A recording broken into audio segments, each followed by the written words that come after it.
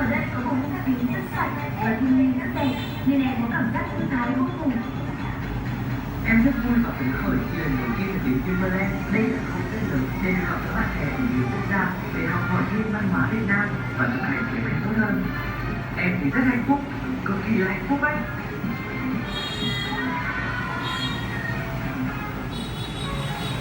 Hẹn gặp lại các bạn nhỏ ở những tiếp theo để chúng ta cùng nhau khám phá.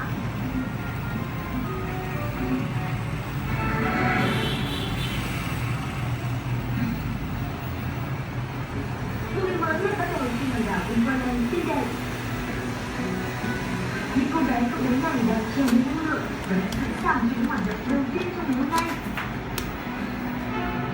Dưới ánh nắng rực rỡ của mùa hè, các bạn nhỏ còn sức vui đùa và cùng lưu lại kỷ niệm đẹp một cách đầy hứng khởi.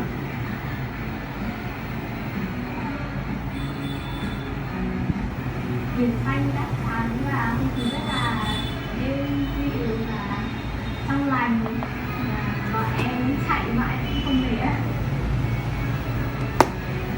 Nước ở đây trong xanh, em rất là mong có thể là xuống đây để uống được san hô.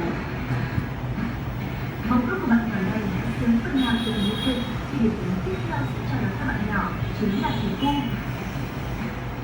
Chưa bao giờ em